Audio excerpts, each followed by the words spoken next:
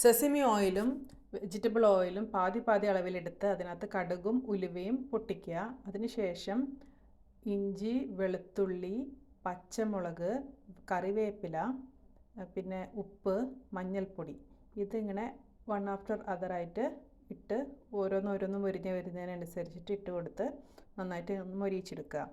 ഇപ്പം ഇത്രയും ഞാൻ 2 കിലോ ഡേറ്റ്സിനാണ് ഏകദേശം ഒരു 250 ഗ്രാം മറ്റേ വെളുത്തുള്ളിയും ഇഞ്ചിയും പിന്നെ പച്ചമുളക് നമ്മുടെ ടേസ്റ്റ് അനുസരിച്ചിട്ട് എന്നേ പറയാൻ പറ്റുള്ളൂ.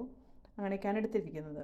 എല്ലാം ഒരു കൈയളവാണ്, അങ്ങനെ കൃത്യം അളവില്ല. ഇത്രയും ക്വാണ്ടിറ്റി ഉണ്ട്, നിങ്ങൾക്ക് കണ്ടാൽ തന്നെ അറിയാമല്ലോ ഏകദേശം. അതായത് മഞ്ഞൾപ്പൊടി ഇട്ടിരിക്കുന്നു, പിന്നെ ഉപ്പും, പിന്നെ ഇത് വറ്റൽമുളക് ഇങ്ങനെ വെറുതെ കൈകൊണ്ട് തിരുമ്മി വെച്ചത്. ഇത്രയും ഡേറ്റ്സാണ് ഇത്, 2 കിലോ ഡേറ്റ്സാണിത്. അരിഞ്ഞ് വെച്ചിട്ടുണ്ട്. അതിങ്ങനെ ഒത്തിരി ചെറിയ കഷ്ണങ്ങളാക്കരുത്.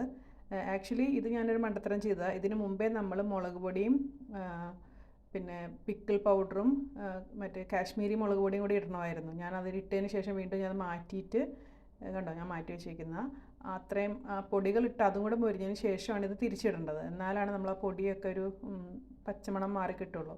പിന്നെ ഞാൻ പുളി ഇങ്ങനെ നേരത്തെ തുടങ്ങുന്നതിന് മുമ്പേ ഇത്തിരി ചൂടുവെള്ളത്തിൽ ഇങ്ങനെ കുതിർത്ത് വെച്ചിട്ടുണ്ടായിരുന്നു. അപ്പോൾ അതിങ്ങനെ പിഴിഞ്ഞെടുത്തതാണ്. പിന്നെ രണ്ടാമത് കുറച്ചും കൂടെ വെള്ളം ഒഴിച്ചിട്ട്, ചൂടുവെള്ളം തന്നെ ഒഴിച്ചിട്ട് കേട്ടോ, പിഴിഞ്ഞെടുത്തിട്ട്, അപ്പം പിക്കിളിലും ഒരു ഇത്തിരി ഗ്രേവി പോലെ വേണമല്ലോ, അപ്പോൾ അതും ആയി കിട്ടും.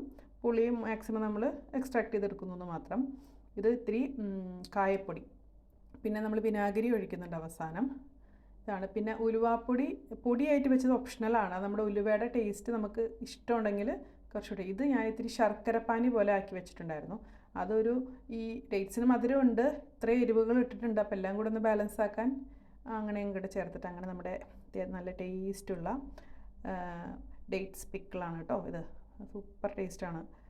നമ്മൾ ബീഫ് അങ്ങനത്തെ കറികളുടെ ഒക്കെ കൂടെ, ബിരിയാണിയുടെ കൂടെയൊക്കെ ആണെങ്കിലും സൈഡായിട്ട് സൂപ്പറായിട്ട് വരും. ബൈ.